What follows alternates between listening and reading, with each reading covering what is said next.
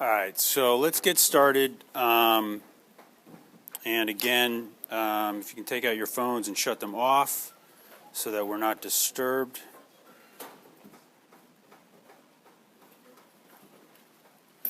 It would be much appreciated.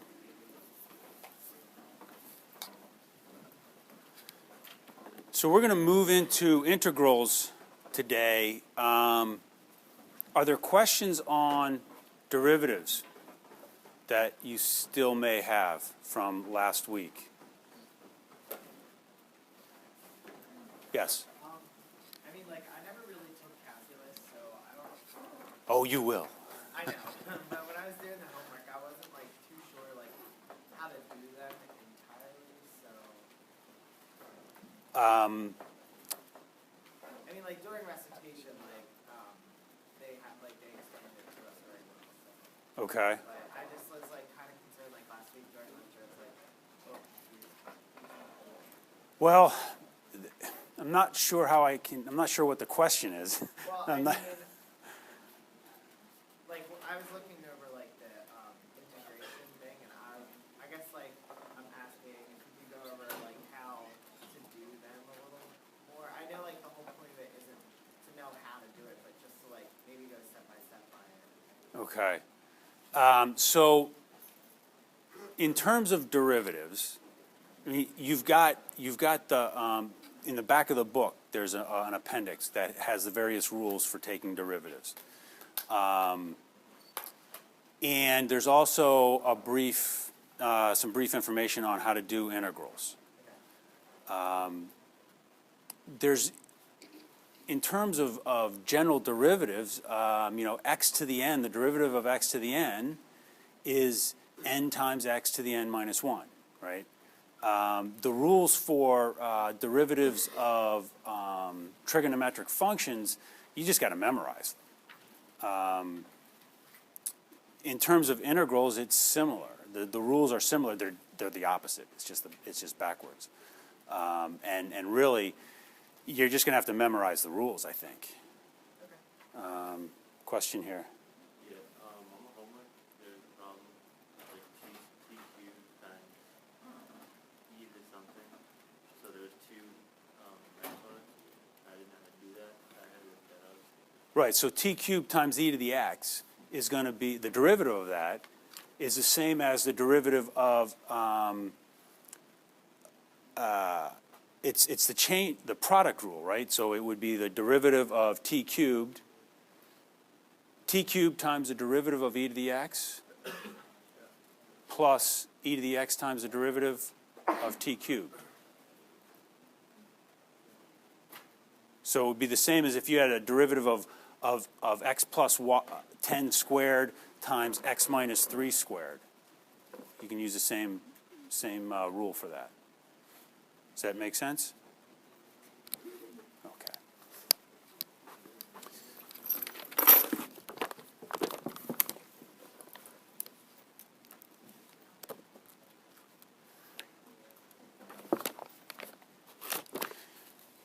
It's not numbered. In the back of the book, there is a list of rules. It's like just 1 or 2 pages from the very back. And it shows the product rule. And if you look at that, they say the derivative of a product, f of t times g of t, is simply equal to f of t times the derivative of g of t plus g of t times the derivative of f of t. So t cubed times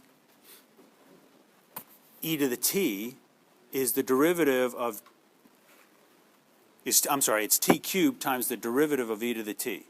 Do you know what the derivative of e to the t is?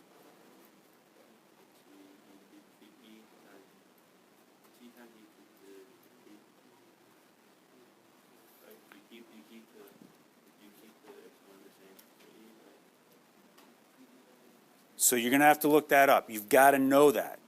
You're not going to be able to figure it out. You just have to memorize that.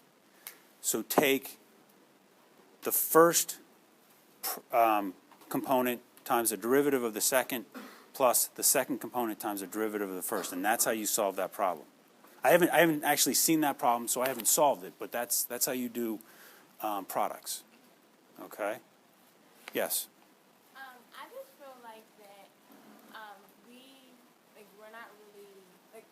concept, like, we haven't went over the concept of derivatives like that well. Like, we haven't even like went over like the chain rule. Like, and then like we get to our homework, and then it's just like, what is this? Like, we're not even like, I know it's in the back of the book, and it's like you can like look at the formulas and look at like how to do it, but we're not like taught it in class. And then it's just like moving on. And, like, some people like still don't even know like how to do like basic derivatives, and if we're moving on to integrals, and like it's just like. So remember, this is not calculus. You're going to learn all of this stuff in detail when you get to calculus. And the reason you're here, and the reason this course is offered, is because when you get to calculus, it's taught in the math department. And they're going to be teaching you calculus. It's the same formulas, it's the same methodology, but they're going to be teaching you as if you're a math student. And this course is really designed so that you get a feeling for, yeah, you know, you're sitting in this math course, why am I even here? There's nothing, it's got nothing to do with engineering. This is why you need calculus. This is why you need to do derivatives and to be able to do integrals. How to do them is not really part of this class. So I don't think anyone in this class is expecting you to know off the top of your head the product rule necessarily, but it's in your book. So you will have to teach yourself some of this stuff. You are responsible for finding answers to questions that you have on your own. I mean, I'm here, the TAs are here in recitation, and you're certainly always available to answer questions. You've got I think you've got my email address. If you don't have my office hours, Mondays 1 to 2, Tuesdays 11 to 12, and Wednesdays 1 to 2, or whenever else we need to meet. We're available, but again, we're not here to teach you calculus. We're here to teach you why it's important to engineering. Does that answer your question? I mean, this is why I presume nobody has gone over, this is the product rule, this is the quotient rule, because that's part of the calculus course. Question. Alright, so you said like we're not supposed to learn how to do derivatives and integrals, we're supposed to learn how they're applied? The reason for them. Like, I guess I understand that, but the problem is, it doesn't help us if we don't know how to do them when the test comes. We are going to be great on how well we know them. But you get a crib sheet, right? Yeah. So, and you're allowed to put anything you want on the crib sheet, right? So why can't you write down the product rule on the crib sheet? Because, like I'm saying, it doesn't help us to know how the product rule if we don't necessarily know how to use it. But there's no methodology to learn how to use the product rule. The product rule is the product rule, and you apply it. You've got two functions that are multiplied together. You take the first function, multiply it times the derivative of the second function, take the second function, multiply it times the derivative of the first. What's the derivative of the second function? Well, it depends. If it's x to raise to some exponent, it's the exponent times x raised to the exponent minus 1. You just need to know that. You need to memorize it if necessary and use it often enough to the point that memorization isn't even needed. If you're having trouble with homework,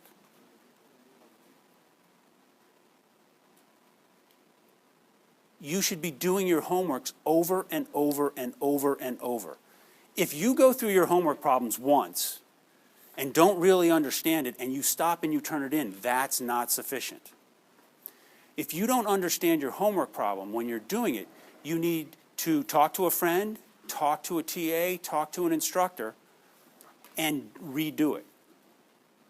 Because the more you do it, the closer you will get to knowing it and not memorizing it. Memorizing is just the first step. You have to get to the point where you know it. So the application of these problems, I mean, I've gone through some of the derivative and the application of some of the derivatives in class, and the PowerPoint slides are on Blackboard.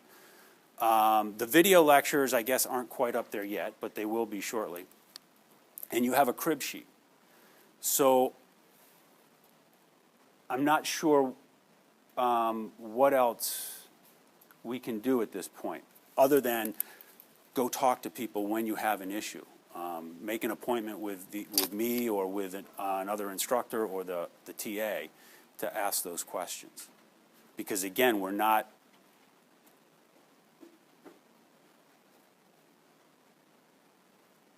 you guys have a question in the back? Okay, can we listen, focus on the class, and if you've got a question on when the exam is, we can answer that one later, okay? So again, we're not here to teach calculus, we're here to teach you why it's important, okay? Does that help answer your question at all or help your understanding? I guess it just seems silly to teach us how it's used, but not how to do it.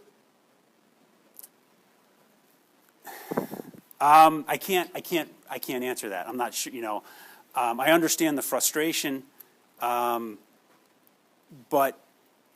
part of the answer, to be perfectly blunt, is it is what it is. And you will understand it. When are you planning on taking Calc 1? Next semester. So when you get to Calc 1, so if you're having trouble now, imagine the folks who are in Calc 1 without this class. Because not only do they don't understand why they're even learning this stuff, Calc 1 is a hard class, and you're trying to learn all this stuff, and you don't know why you're learning it. So this is going to give you an opportunity to at least walk into Calculus 1 knowing that when this person up in the math department is talking about this theoretical math problem that you've got no understanding of, at least you know that I need to know the processes so that I can apply them to engineering classes. Okay? Are there other questions? All right. Well, so we had this discussion about derivatives and talked about how to apply derivatives. And previous instructors talked about what derivatives were. We're going to move into integrals and integration. So, what is integration? Who wants to give me a crack at what integration is? How many read the textbook? Okay. Kind of okay. Who's got the sign-in sheet? Can you send it down here? You can just pass it down. Okay. So maybe if whoever needs to sign in, you can pass it back to whoever didn't sign in yet. So integration is simply the opposite of differentiation. The definition of an integral is the antiderivative. It's the same thing. So when you read in the textbook and they're talking about the integral of some function, they are in fact talking about the antiderivative of that function. It's the exact same thing. So they may switch back and forth in their language. Don't let that confuse you. It's the same thing. So we're going to talk about derivatives and integrals. Can you please pay attention to me and stop chatting in the back? If you know this information, you don't need to be here.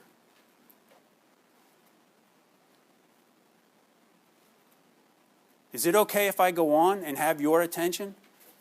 Thank you. So this problem is in your textbook. And if you read the textbook, you will have some understanding about what I'm going to show you. And my understanding is this is based on a true story, if that means anything to you. So we have this person who's an engineering student. They get a co-op while they're at school. And they're working for a company that wants to widen their driveway. The current driveway comes into the road at a right angle, and the trucks have been driving over these corners, and they want to pave the corners here and make them a little rounder. So the area that's going to be paved with the hash marks here is defined by this function. And the question is, how much asphalt do they need? So you're the co-op, you go and you contract or you contact an asphalt company, and that company comes out, they're going to charge you by the square foot. And they're going to send an estimator out, and the estimator is going to look at the area and say, it looks like it's about 1,200 square feet.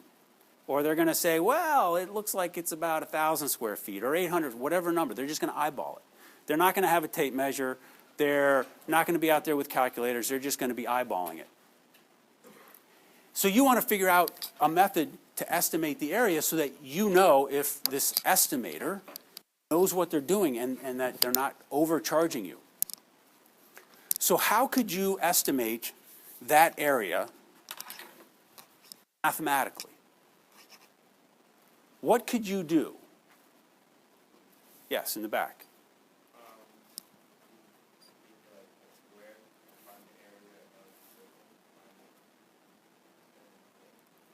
So square this off? Is that what you're saying? Okay, so if you were to square that, square that off, how would that help you find this area?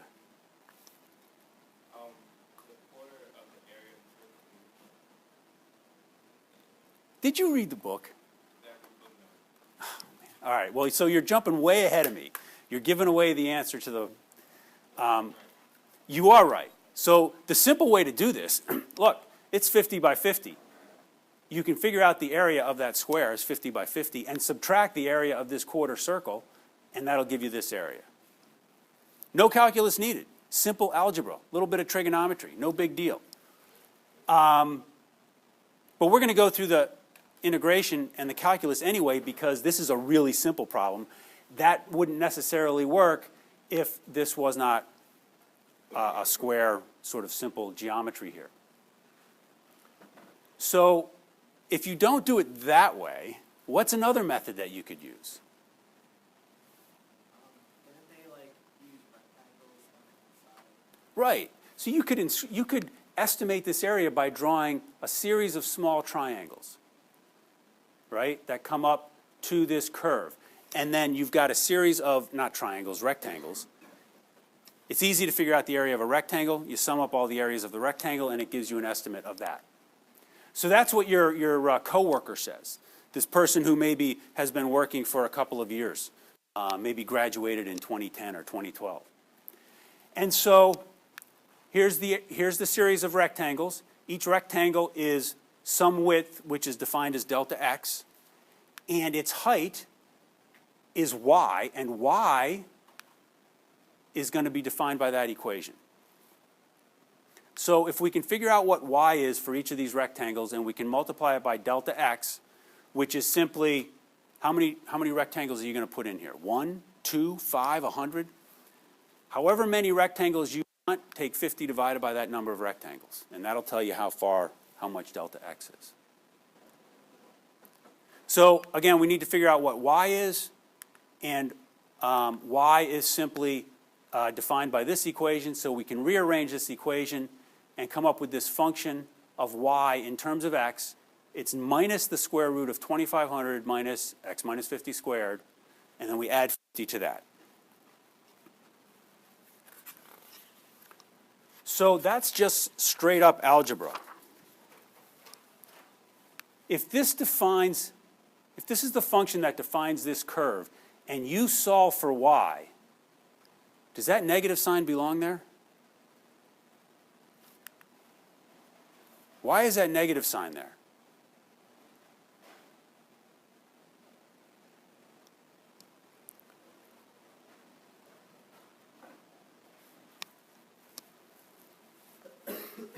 Why do you think? Because look, we're going to take 2,500 and subtract x minus 50 squared, and then we're going to take the square root to get rid of that. So we have 2,500 minus x minus 50 squared. We have the square root of that, which equals y minus 50. If we add 50 to both sides, where's that negative sign come from?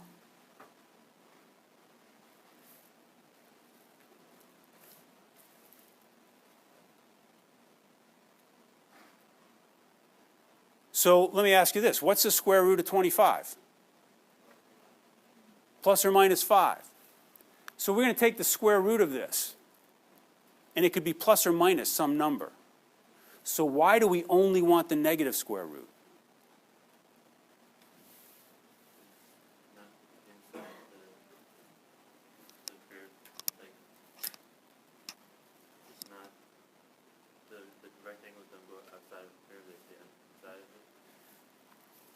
Yes, that's right. And what do we know about the intercepts at the x and y axis? What's the value up here? On the x-axis, what's the value on the y-axis? 50. So the value of y has to be less than 50. So therefore, you can't add to 50 to get the value of y. It's got to be something less than 50. And so that's why we only want the negative square root. Okay. So this is our function. And now, instead of taking the sum of y times delta x, we're going to take the sum from I equals 1 to n of f of x sub I, this function evaluated at each I times delta x. And that'll give us the area under the curve. So in this case, there's an example. You have four rectangles. We're going to take the sum from I equals 1 to 4 of f of x sub I times delta x. Because we have four rectangles and the total value of x is 50, 50 divided by 4 is 12.5. So we can pull delta x out of the summation, doesn't change, and take 12.5 times f of x1 plus f of x2 plus f of x3 plus f of x4. Yes? Bottom equation is saying that the sum of all those rectangles is equal to the area of the curve. Yes. Okay. So if we evaluate f of x at x equals 1, which would be x equal, let's see, x1 is equal to 12.5. What's the value of x2? If delta x is 12.5 and x1 is 12.5, what's the value of x2?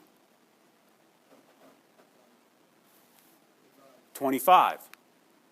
So it's x2 is simply x1 plus delta x. x3 is x2 plus delta x. So that's going to be 25 plus 12.5, 37.5. And x4 is going to be 37.5 plus 12.5 would be 50. So we make those substitutions, and here's f of x1, f at 12.5, 16.93 feet. F of x2 is 6.7 feet. F of x3 is 1.59 feet, and f of x4 is 0, because x minus 50 minus 50 is 0. The square root of 2,500 is 50. 50 minus 50 is 0. So there's no area under that last rectangle. And the area is 315.4 square feet.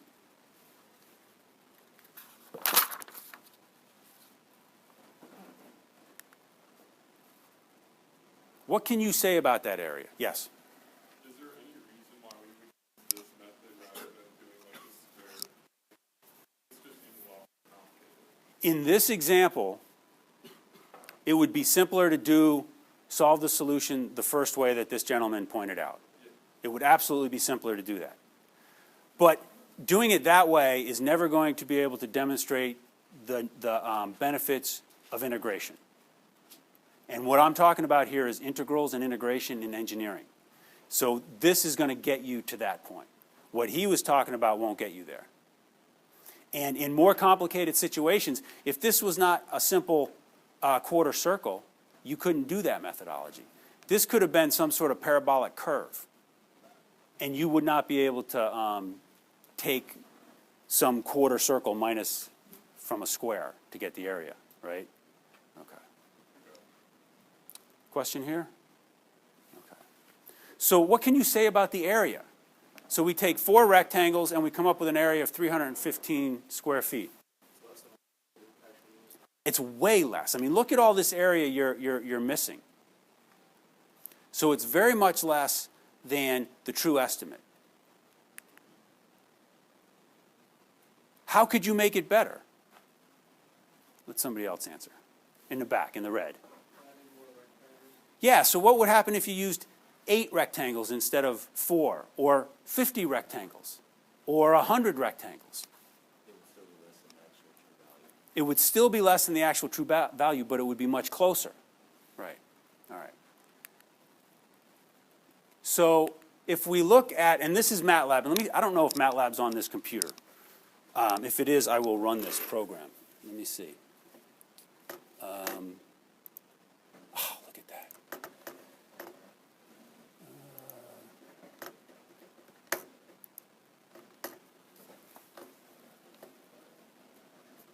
I'll see if I can make this run.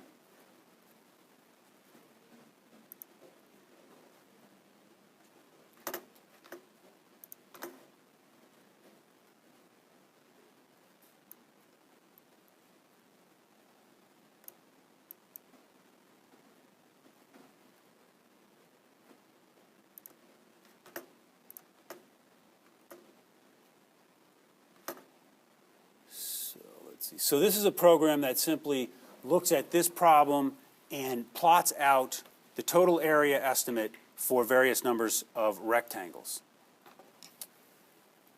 Let's add that to the path.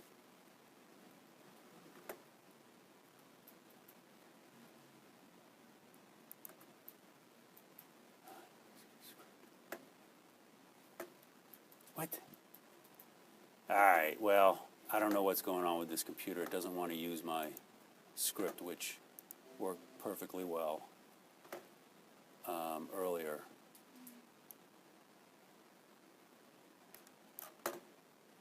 All right, I'm not going to spend too much waste time on it. This script is on Blackboard, and you're free to run it. And what you're going to find, and all it does is really, it gives you two plots. In the first one, it starts out with, I think it starts out at one rectangle, and it calculates the area, and then it goes to two rectangles, it calculates the area, 3, 4, 5, all the way up to, and this last screenshot is with 200 rectangles. And what you see is as you add rectangles, the area estimate rises very, very rapidly until you get someplace around 50 rectangles, and then it starts to, it rises only slowly, so it's reaching this asymptote up around 550 or so square feet.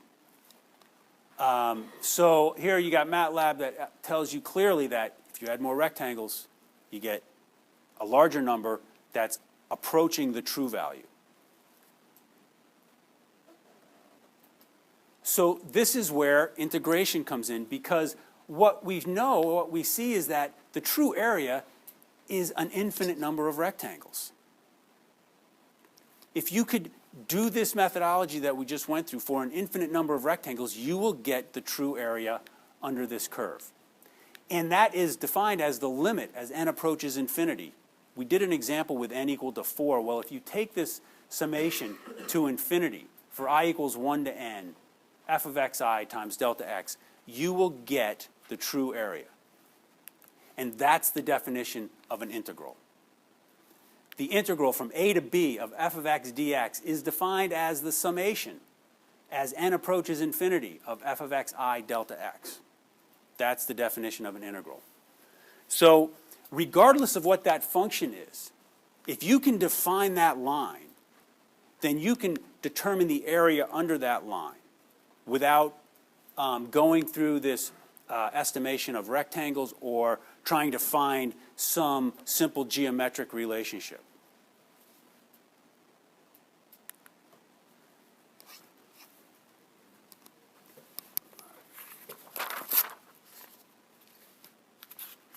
So the area under f of x from a to b is defined as the integral from a to b of f of x. And this is really just repeating what I said. Here's the definition of an integral. The integral from a to b of f of x dx is capital F of x from a to b, and that's how it's written. The integral is written as the function evaluated from a to b. And to evaluate it from a to b, you take the function at the value of b minus the function at the value of a. And that will tell you the integral. And as I said earlier, the integral is the antiderivative. All right? So if we have a function, we can determine the antiderivative to get the integral.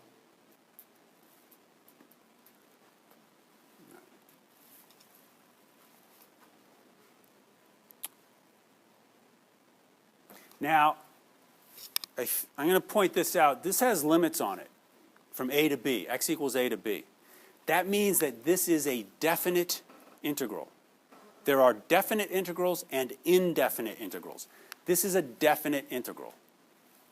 I'll talk about indefinite integrals in a second, and you'll see why this is important. So again, capital F of x is the antiderivative of lowercase f of x. Lowercase f of x is the derivative of uppercase f of x. So lowercase f of x is d dx of uppercase f of x. If you want to find the antiderivative, you simply need to know the function whose derivative is f of x, is lowercase f of x. All right. So here's some examples.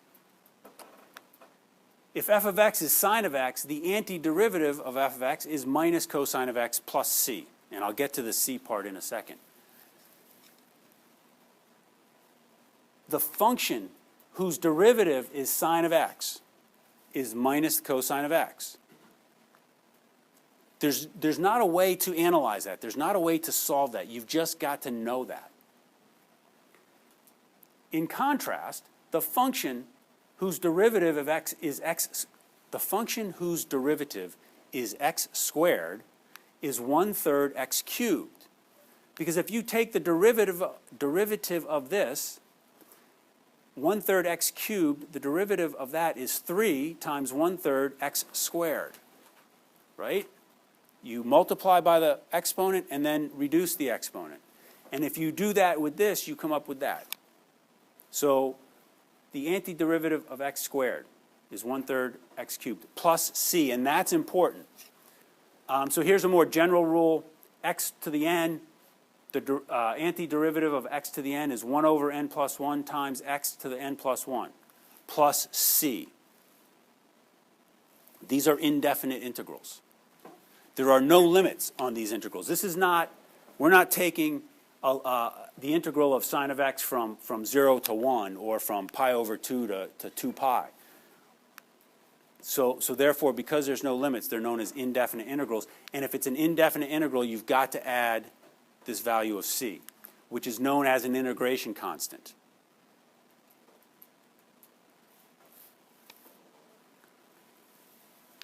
Why do you think we need to add c?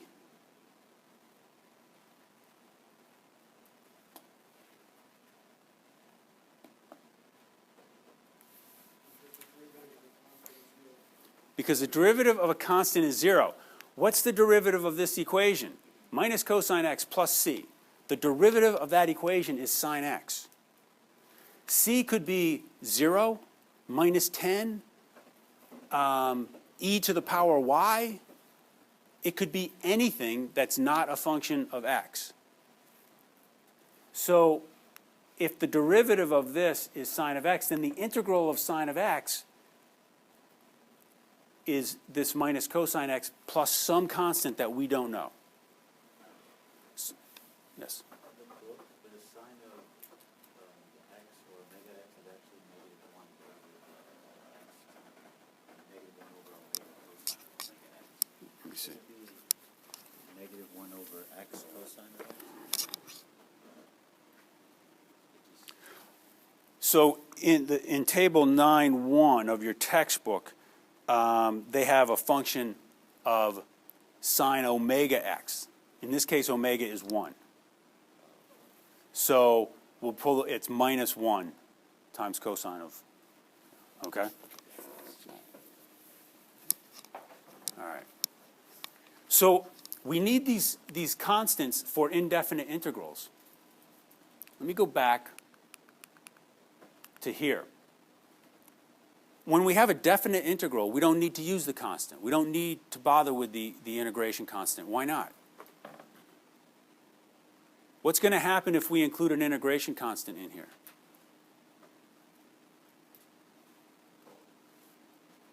So the value of f of x evaluated at b, if this is f of x minus some constant, or plus some constant, f of x plus c, we evaluate that at b, so we have f of b plus c. And then we subtract f of x evaluated at a, so it's f of a plus c. Then the c's cancel out.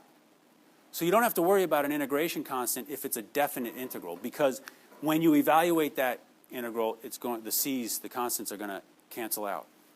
But if it's an indefinite integral, you've got to include that.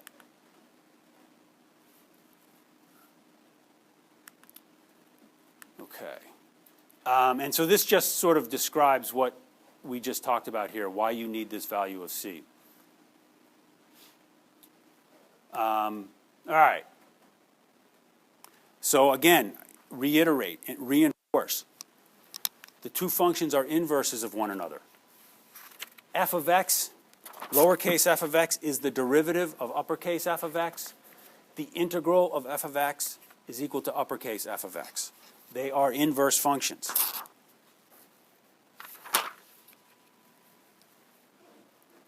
So we can go back to that original asphalt problem. We've already defined y for this line as 50 minus this radical. And now we can look at an elemental area, dA, some finite area, but very small area.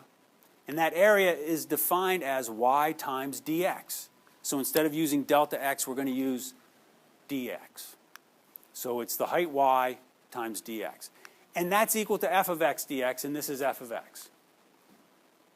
So if this is the elemental area, the integral of this will give us the entire area, because the integral is the summation of that function. So here's the elemental area function. The entire area is simply the sum of all the elemental areas, which is the integral of dA. The integral from 0 to 50 of f of x dx.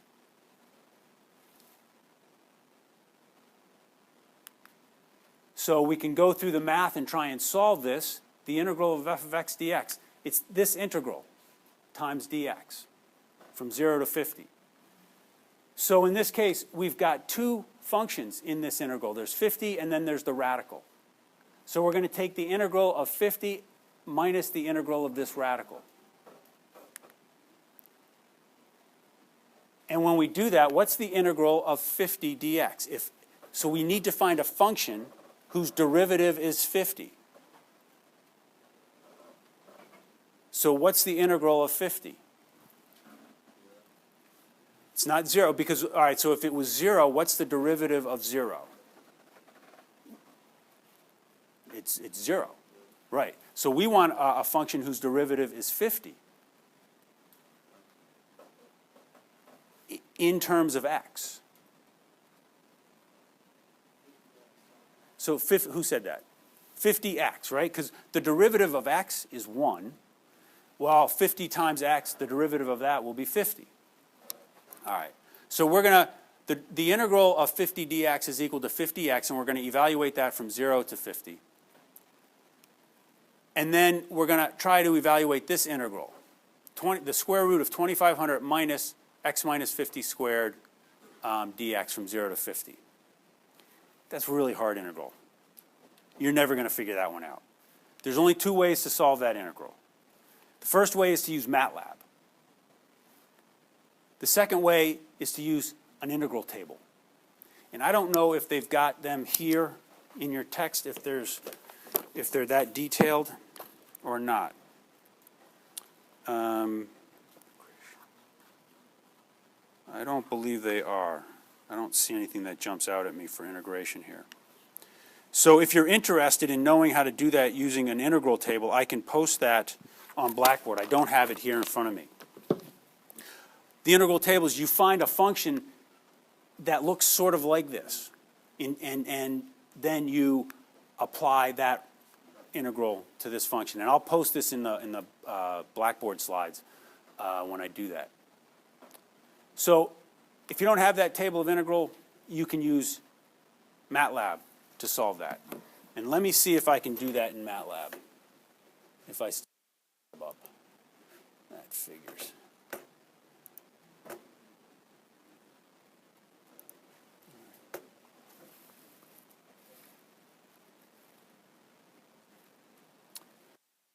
So if you come in MATLAB and in the command window, we're going to specify x as a symbol, and then we're going to specify the integral of 2500 minus x minus 50 squared, and we're going to take the square root of that entire function, and we're going to evaluate that function from 0 to 50. And MATLAB very quickly tells you the value of that integral is 625 times pi. If you do this with integral tables, it'll take a couple of minutes longer, but it's not a real difficult problem to solve once you figure out which rule to use.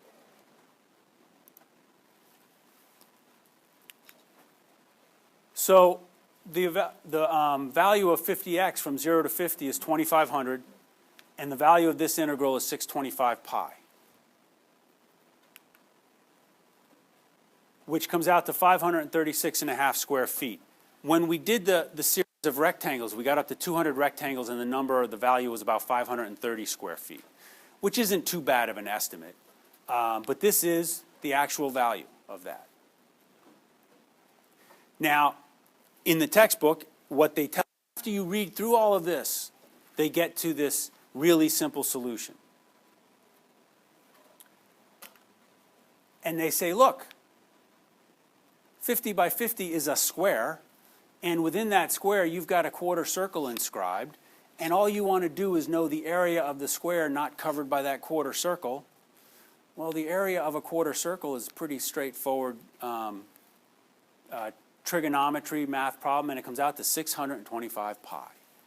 And the area of a square is a pretty straightforward math problem, so you can simply take the area of the square, subtract the quarter circle, and you'll come up with 536.5 square feet.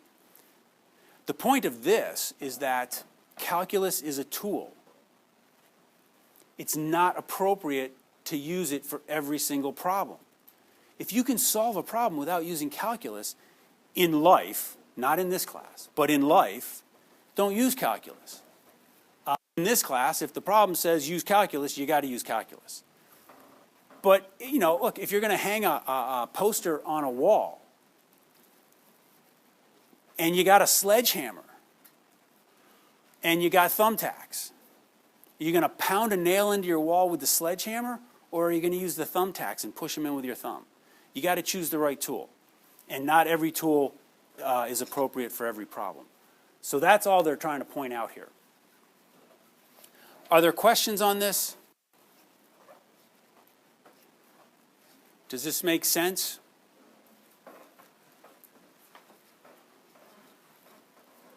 Let's show another couple of examples in which it's not a real simple solution. Work, and you'll get involved with, when you get into physics and other engineering courses, work. It's simply defined as a force times the distance over which that force is applied. And if the force is constant, the work is really easy. You don't need calculus. If the force is constant, the work is simply the value of the force times the distance. So whatever that force is, if you apply 10 newtons over 1 meter, the force is 10 newton meters. You don't need calculus for that. But if the force is not constant, you've got to integrate the value of the force over that distance. So if the force is some function f of x, you need to take the integral of f of x dx from 0 to d, whatever your distance is. So in this case, if the force is applied over 1 meter and the force that's applied is given by this function, 2x squared plus 3x plus 4. So as that block is moved 1 meter, the force that's applied changes. This you can't readily solve this using just plain algebra or trigonometry. You need to use calculus. So we take that function and we integrate it with respect to x. We're going to integrate this function from 0 to d with respect to x. So the integral from 0 to d, in this case d is 1, and we're going to integrate 2x squared plus 3x plus 4. So we can separate this function and take the integral of 2x squared plus the integral of 3x plus the integral of 4. And I already gave you the answer. I didn't want to do that. The integral of 2x squared. Increase the exponent and then divide by it, which is the opposite of taking a derivative. So 2 times x cubed divided by 3. The integral of 3x. Increase the exponent and divide by it. 3 times x squared over 2. The integral of 4 dx. Increase the exponent and divide by it. 4 times x divided by 1. And we evaluate that entire function from 0 to 1. So we put in 1 2/3 times 1 cubed plus 3/2 times 1 squared plus 4, and then we subtract the value of that function evaluated at 0.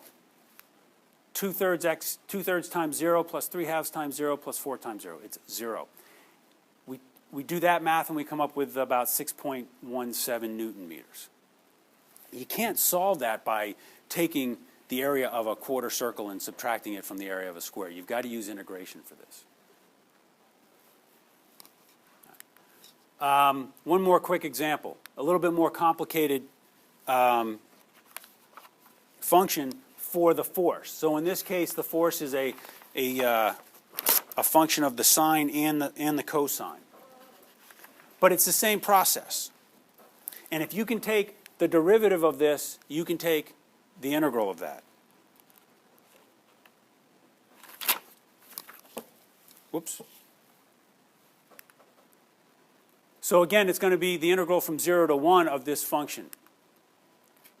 So here's your function, and the integral of this function can be expressed as the sine function plus the integral of the cosine function. So what's the integral of the sine of omega x? What's the integral of the sine of omega x? You were just showing me in the book a couple minutes ago. It's negative cosine. Minus omega times the cosine. What's the integral of the cosine of omega x? 1 over omega sine. 1 over omega times the sine of omega x, right. And the integral of the sine omega x is minus 1 over omega. Right, okay. So omega is pi over 2. 1 over omega is 2 over pi. So minus 1 over omega times the cosine of omega x. 1 over omega is 2 over pi times the sine of omega x. And we evaluate both of these functions from 0 to 1. If we put x equals 1 in here, what's the cosine of pi over 2? 0. What's the cosine of 0? 1. All right. What's the sine of pi over 2? 1. And what's the sine of 0? So, not very complicated, but it can look complicated when you start writing it out. You've got to be very careful in the use of parentheses and negative signs and make sure nothing gets dropped. So 2 times this function, which is minus 2 over pi times the cosine of pi over 2 minus 2 over pi cosine 0, plus 3 times this function. And when we simplify that and we plug in the zeros and the ones, we simplify it 0, 1, 1, 0, and we come up with about 3.18 newtons. So sometimes you don't need to use calculus, sometimes you do. You will get to a point when you can readily tell when you need to use it and when you don't. You'll get to a point when you can readily tell when that you need to use a table of integrals and you'll go to that table and look it up, and you'll find the integral that you need. And again, I'll post that. Sometimes you won't even be able to solve it with a table of integrals, but that's way beyond what you're going to see here. All right, any questions, last minute questions? Did everybody sign in?